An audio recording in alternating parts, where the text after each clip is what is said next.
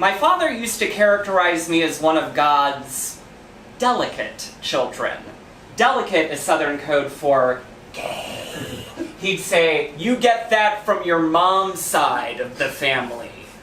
My parents divorced when I was only an infant, and Dad raised me. We lived in the 6-bedroom house he purchased right after my 2 brothers went to college. Dad's master bedroom was downstairs. I slept alone upstairs. We moved into this $200,000 mansion in a brand new suburban development, the same year that Poltergeist hit theaters. Each night in bed, I waited for my closet to turn into a demonic child-eating vagina. You may think it's odd for a kid to imagine his closet's a haunted twat. My sex obsession makes more sense if you know my history. I don't want to brag, but I'm a survivor of child sex abuse. I was a sexy kid. One of the ways I coped with my abuse was to transpose genitalia on everything. Penile door handles, anal shower drains, and vaginal closets. Dad didn't do much to help the situation. He never made much of an effort to hide his porno tapes. By the time I was in the 4th grade, I loved an adult movie called Inside Seika. Seika is not a country. By the time 6th grade rolled around, I was sex obsessed. I mean, I couldn't get it out of my mind. My middle school yearbook was riddled with my sex brain handiwork. Boy-on-boy rape fantasies, interracial anal daydreams, girls using the school payphone to call 976-DICK, more hardcore guy-on-guy action, steamy lesbian dance parties, and scorned gay lovers. I had more issues than National Geographic. In fairness, I was a gay Jewish sex abuse survivor growing up in an uber-conservative area of Texas. Not an easy setup for the first generation of latchkey kids. Teachers convinced us that we'd be kidnapped because our parents didn't have enough time to take care of us. Administrators called us into the auditorium every year and warned us about talking to strangers with candy and white vans with painted windows. A portly, balding neighborhood constable addressed our pink faces. He claimed that statistics say that 1 person in this room will be kidnapped. Which one of you will it be? Oh, let it be me. Matchmaker, matchmaker, make me a match. They gave a week for the message to settle in our little brains. Every stranger became a potential child predator. Every white van prepared to drag us to hell. The following week, we were ushered back to the cafeteria where a new guest speaker shoved fundraising packets into our hands.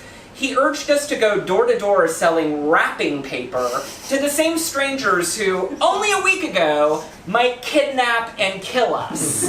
But if I sell $100 in summer sausages, I get a clock radio.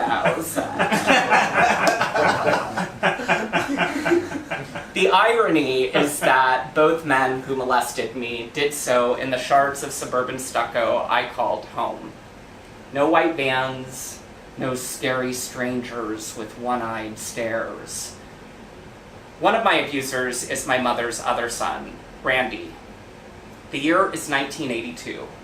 I'm 6. Randy's 15.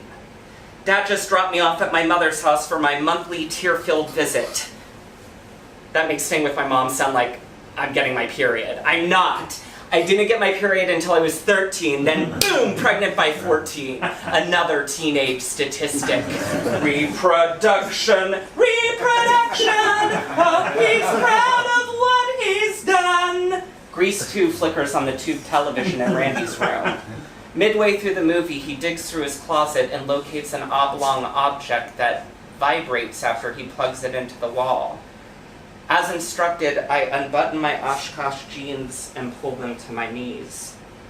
Randy places the vibrator against my tiny penis and then commands me to return the favor. The next part of my lesson includes a demonstration of oral sex. Yours is too small. Put mine in your mouth. Shh.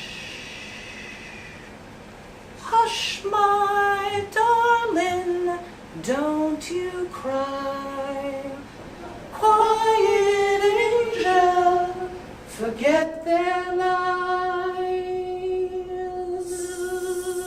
Our lips are sealed, our lips are sealed, yeah, yeah. Months later, I'm miles away from Randy and back at home. My other brother, Jeff, invites some of his high school buddies over to our house. The young men smoke pot, drink beer, and play pool in our game room. I creep as close as I can to eavesdrop on their conversation. Jeff's friend Lonnie catches me as he breaks from the group and looks for a bathroom. Lonnie's 17 and has thick, wavy blonde hair that reminds me of Christopher Atkins from Blue Lagoon and the Pirate movie. I can't remember all the details, just the big moments. Not the entire movie, just key scenes. Bits that stain and linger, like a bruise left in a punch's wake. Lonnie takes me to the downstairs den and asks me to touch his penis, use both hands. Valley Girl plays on HBO in the background. Moving forward, using all my breath. Making love to you was never second best. I'm bent over the couch. Lonnie tucks his penis between my legs and thrusts. Not penetrating me, but using my thigh gap as a sex toy.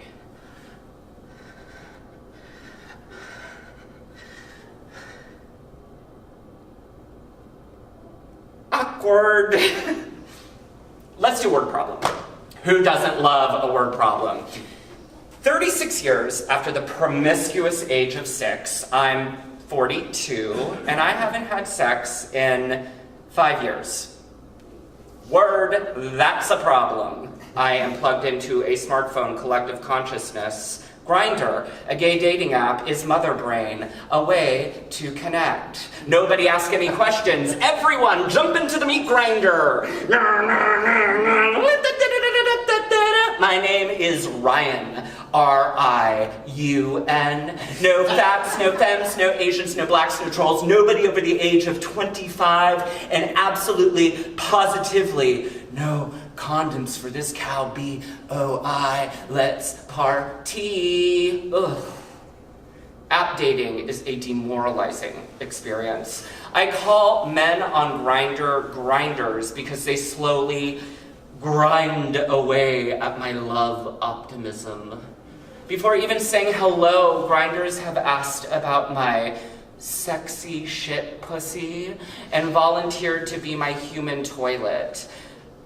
As a sex abuse survivor, I have low standards when it comes to meeting a man. First, don't try and kill me. Second, don't mention licking my shitoris. And finally, never assume I'm looking for a human toilet. I'm not. And neither is Seika.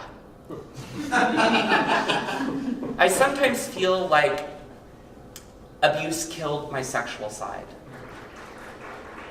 I like the idea of sex, rough sex, leather, poppers. I want to hook up with a guy so huge, I look up at him and say, I'm going to need an epidural for that. I love the fantasy, but am paralyzed by the reality of sex. The wreckage of child molestation, it never goes away. No matter how far you sail, its debris has a way of floating back to you. Just last year, I received a Facebook message from a gay guy in his early 40s. Here's what he wrote.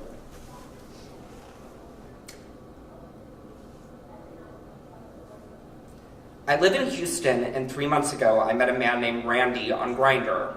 Strike 1 and 2. I have observed some behaviors that has me concerned that he may be a pedophile. I'm terrified that what I thought was intense role play is him recalling past experiences or acting out future assaults on underage victims. Signed, Concerned in Houston.